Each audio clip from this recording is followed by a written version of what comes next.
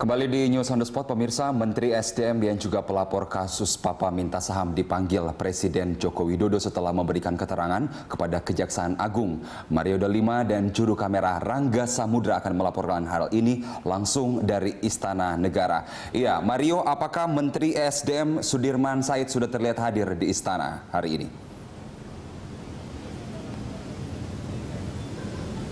Benar, Carlos.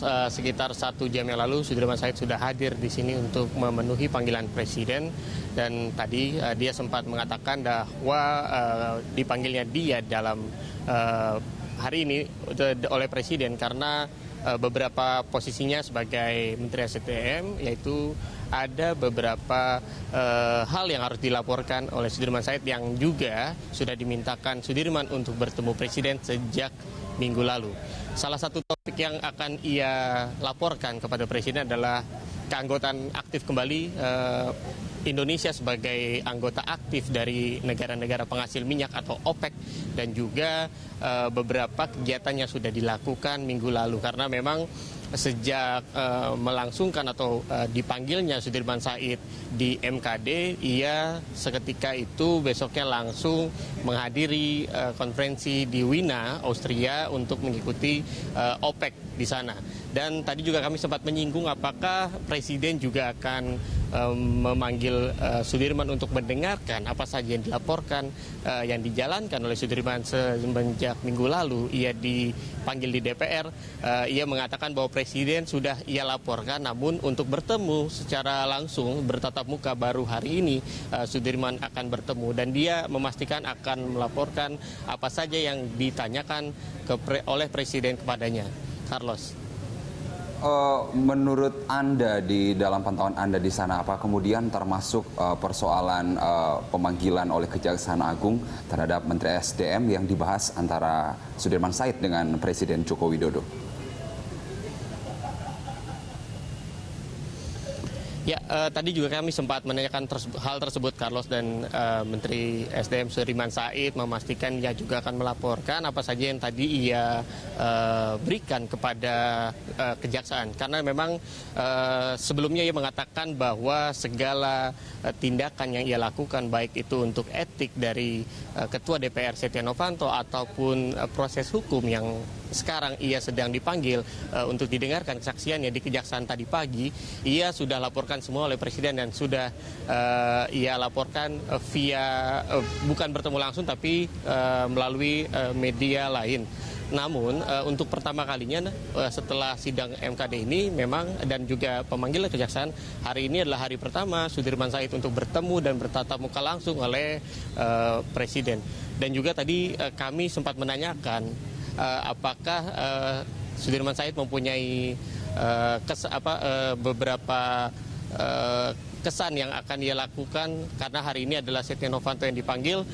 Tadi ia mengatakan bahwa ia enggan untuk berkomentar karena memang proses sedang dilakukan, dan mungkin saat ini kami juga sedang menunggu, kan Sudirman sudah sekitar 1 jam berada di luar sana, di dalam istana, dan kemungkinan beberapa saat lagi dia akan keluar. Tadi ada pernyataan yang baik dari Sudirman keluar karena keluar dari perkataan Sudirman Said. Salah satunya adalah ia yakin bahwa proses MKD akan mendengarkan aspirasi kembali aspirasi rakyat yang ingin melihat keterbukaan, dan juga rakyat yang haus akan kebenaran yang akan diluruskan apabila memang benar ada proses yang tidak beres dilakukan oleh Setia Novanto tadi.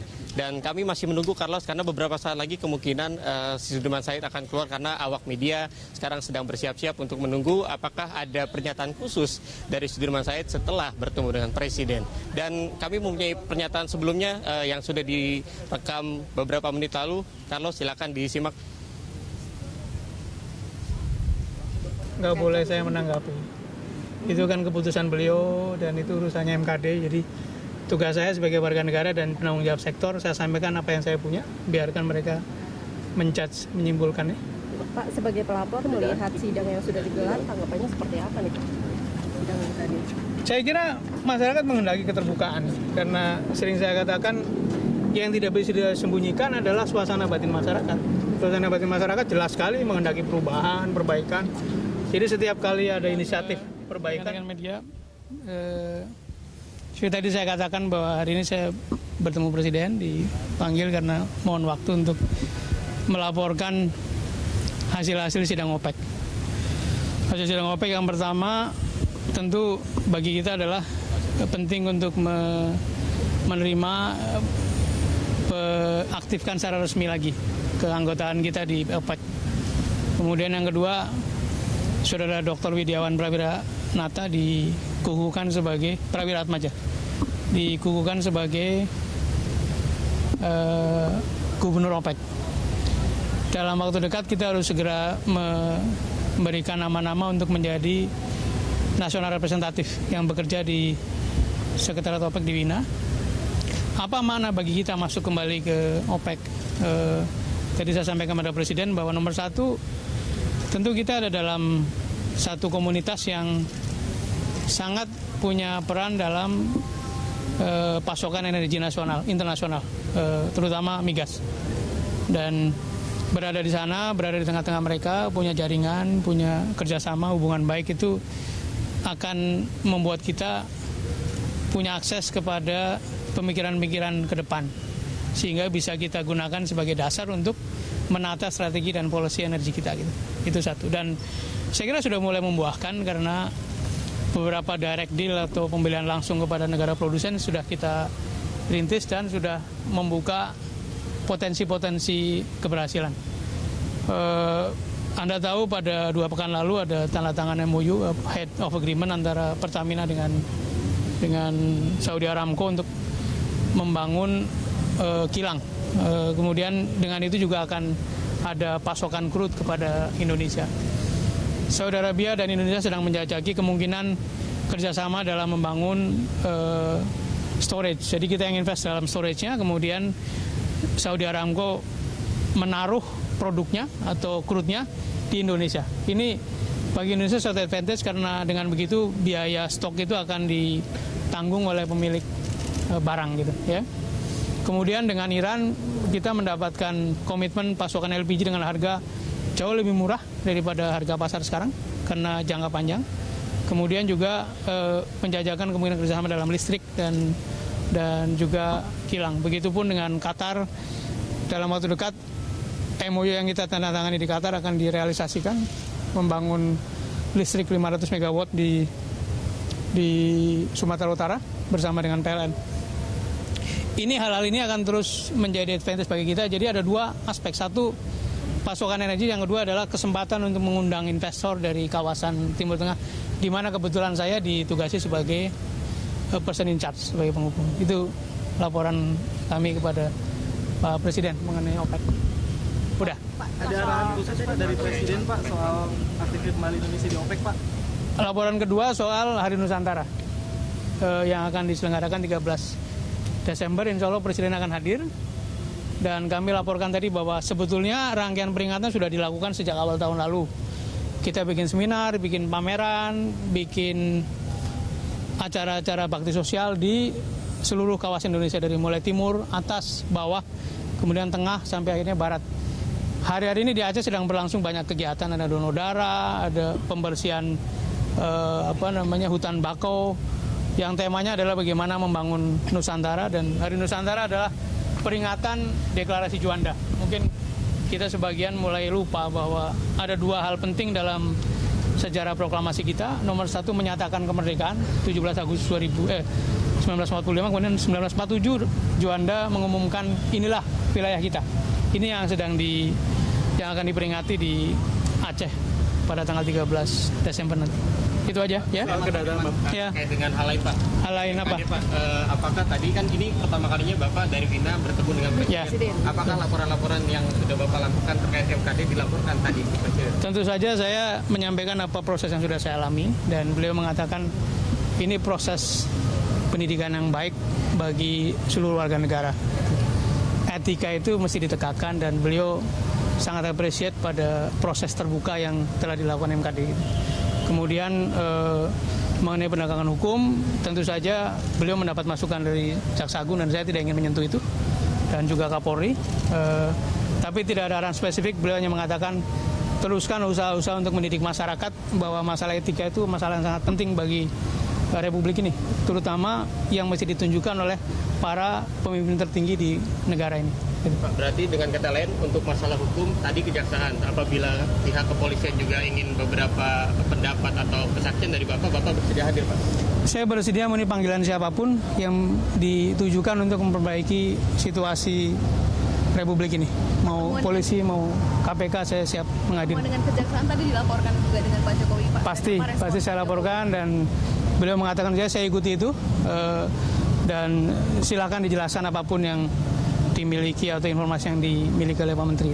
Pak, kalau sebelumnya kan Bapak pernah bilang kalau Presiden pernah bilang kalau orang sudi. Nah, kalau tadi apakah ada pernyataan lain? Kalau tadi kan secara informasi tidak ada hal yang baru, dan beliau mengikuti lewat juga berbagai media, lewat masukan dari para stafnya kan. Jadi tidak ada hal-hal yang khusus. Beliau hanya mengatakan ini adalah proses pendidikan yang baik bagi publik, dan usaha untuk membuat mana yang patut mana yang tidak itu usaha yang mesti terus dimasyarakatkan, karena dengan itulah kita bisa terus memperbaiki keadaan. Secara spesifik ada yang disampaikan Presiden kepada Pak Sudirman, Pak? Apa tuh surah spesifik? Terkait kasus ini. Oh, ya OPEC tadi mengapresiasi, kemudian silakan disiapkan orang-orangnya, orang-orang kuncinya yang akan ditempatkan di sana, dan beliau bertanya mengapa hal seperti ini harus diputus kemarin gitu. Bukankah manfaat ini baik bagi Republik gitu ya, bagi negara. Jadi beliau mengapresiasi langkah ini dan diminta untuk kita betul-betul aktif dalam keanggotaan OPEC. Pak, apapun nanti hasil dari MKD, Pak Sudirman gimana sih Pak responnya? Pak akan menerima apapun hasilnya sekalipun mungkin tidak puas dengan saya kan warga negara. Kemudian kemarin datang sebagai menteri yang bertanggung jawab atas sektor yang diperkirakan akan ikut terpengaruh.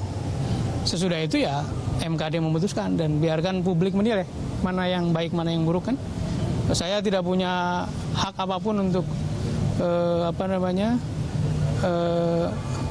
memaksakan kemauan gitu ya. Jadi apapun hasilnya kita terima sebagai bagian dari pembelajaran bangsa itu.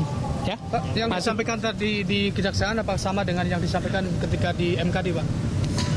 Tentu saja durasinya berbeda kan. Kalau di MKD itu kan dari jam 13 sampai jam 21 ya. Ini kan hanya 1 jam. Jadi 1 jam itu hanya memberikan aspek-aspek penting yang disampaikan pada MKD. Kejaksaan menanyakan apakah rekaman yang diperdengarkan sama dengan transkrip yang saya peroleh, dan saya mengatakan ya, meskipun tidak seluruhnya diputar. Kemudian mereka juga menekankan bahwa sebetulnya urusannya Menteri SDM hanya sedikit gitu. Karena kalau mau bicara klarifikasi bukti rekaman kan kepada yang merekam, dan itu sudah dilakukan. Jadi menurut saya memang appropriate lah bahwa ya sudah keterangan yang sifatnya mendasar, kemudian kalau diperlukan lagi saya akan datang. Jadi terima kasih. Jadi siap datang lagi Pak kalau dipanggil kejaksaan lagi Pak ya? Harus siap lah, ya kan? Ya tinggal waktunya diatur lagi. Makasih. Makasih Pak.